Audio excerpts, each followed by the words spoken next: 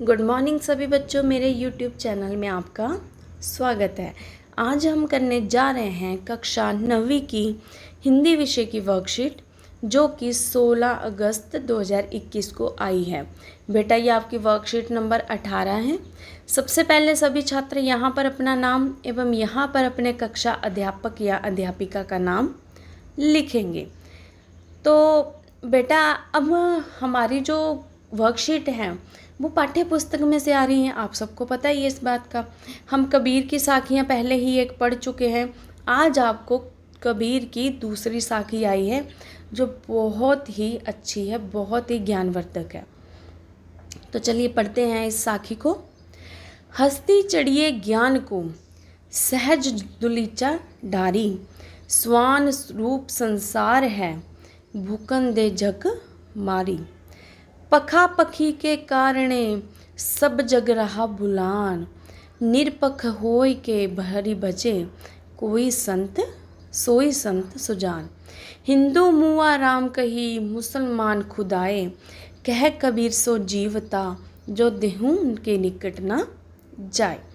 तो बेटा, यहाँ पर सबसे पहले कुछ शब्दों के अर्थ जान लेते हैं। हस्ती, हस्ती बेटा संस्कृत का शब्द है जिसका हिंदी का अर्थ है हाथी।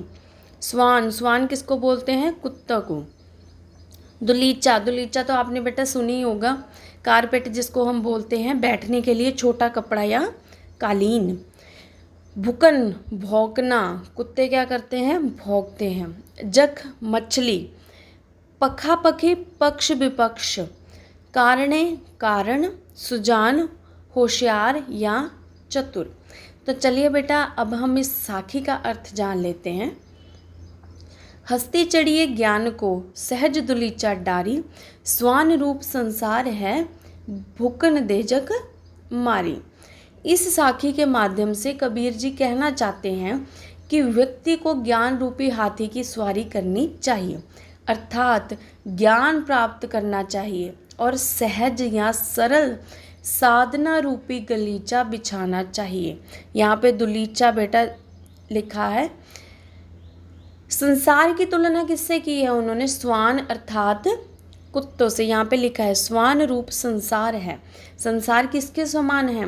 कुत्तों के समान है, जो कि आपके ऊपर हमेशा क्या करते रहते हैं? भौंकते रहते हैं, जिसे अनदेखा कर चलते रहना चाहिए। एक दिन वह स्वयं ही झक मारकर अर्थात अपना समय बर्बाद करके चुप हो जाएंगे। तो बेटा, इसके लिए आपने एक मुहावरा भी सुना होगा, ठीक है? पंजाबी का एक मुहावरा है, कुत्ते भौंकते रहते हैं, हाथी लंघ जाते हैं। ठीक है, मतलब कुत्ते भौंकते रहते हैं, हाथी चले जाते हैं। जो संसार है वो एक कुत्तों के समान है। हमें क्या करना चाहिए? हाथी के समान बनना चाहिए कि कोई कुछ भी कहता रहे, हमें उस चीज़ से कोई भी फर्क नहीं पड़ना चाहिए। अगली लाइन में है बेटा, पखा पखी के कारणे सब जग रहा बुलान, निरपख होय के हरि बजे, सोई संत सुजान। संत कबीर कहते हैं कि पक्ष विपक्ष अर्थात सही क्या है और गलत क्या है, कि असंयम के कारण सारा संसार आपस में लड़ रहा है और भूल भुलैये में पढ़कर प्रभु को भूल गया है। आपने देखा होगा बेटा, आज की दुनिया ही ऐसी है, तो गलत मैं सही, ऐसा ही चलता रहता है।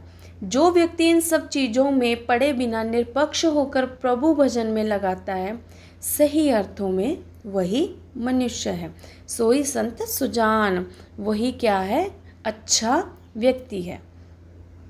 आगे बेटा कबीर जी कहते हैं, हिंदू मुआ राम कही, मुसलमान खुदाई, कह कबीर सो जीवता, जो दुहू के निकट न जाई। कबीर जी ने कहा है कि हिंदू राम राम का भजन करते हैं, मुसलमान खुदा खुदा करते मर जाते हैं, उन्हें कुछ हासिल नहीं होता। असल में वह व्यक्ति जीवित के समान है जो इन दोनों ही बातों अर्थात आडंबरों से अपने आप को क्या रखता है? अलग रखता है। अर्थात ईश्वर क्या है बेटा? उन्होंने बताया ईश्वर एक है। आप उसको किसी भी नाम से पुकारो, बस भगवान के प्रति आपकी आस्था क्या होनी चाहिए? सच्ची होनी चाहिए। तो चलिए बेटा, अब इसके कुछ प्रश्न उत्तरों पर चर्चा करते हैं। हस्ती चढ़िए ज्ञान की के क्या तात्पर्य है? हाथी की सवारी। या बेटा यहाँ पे इसको कह सकते हो ज्ञान प्राप्त करना। इसका अर्थ क्या है? ज्ञान प्राप्त करना। परंतु बेटा यहाँ पे हमें ये इसमें से सिलेक्ट करना है, तो ख ऑप्शन आएगा आपका, ज्ञान प्राप्त करना। सहज दुलीचा किसका प्रतीक है? सहज दुलीचा किसका प्रतीक है? सरलता और सहजता का। जक मारना से यहाँ क्या तात्पर्य है? जक मारना का तात्पर्य है समय बर्बाद करना। क्योंकि बेटा यहाँ पे हमने पढ़ा था कि जो हाथी होते हैं वो अपना कार्य करते रहते हैं, परंतु और लोग बोल बोल के झक मारते रहते हैं, अपना समय बर्बाद करते रहते हैं। यहाँ पखापखी से क्या अभिप्राय है? यहाँ पखापखी से अभिप्राय है पक्ष और विपक्ष, अर्थात सही क्या है और गलत क्या है। दूहों के निकट जाए का क्या अर्थ है? दूहों के निकट जाए का बेटा अर्थ है जो इंसान क्या रहता है, यो व्यक्ति आडंबरों से दूर रहता है। कबीर जी ने कहा है कि कुछ लोग राम राम का वचन करते हैं, कुछ खुदा खुदा का, परंतु जीवित व्यक्ति के वही है जो इन दोनों बातों के पास नहीं जाता, अर्थात जो इन आडंबरों से क्या रहता है, दूर रहता है। यहाँ बेटा आपको पैराग्राफ में एक गतिविधि भी दे रखी है। झक मारना का अर्थ बताते हुए अपने वाक्य में प्रयोग कीजिए।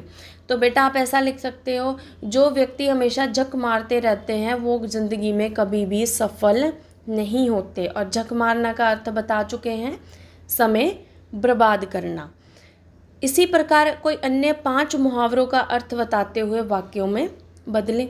तो बेटा यहाँ पे मैं कुछ 5 वाक्य बता रही हूँ आपको। सबसे पहले है आँखों का तारा। आँखों का तारा अर्थ है बहुत ही प्यारा। राम अपने माता पिता की आँखों का तारा है।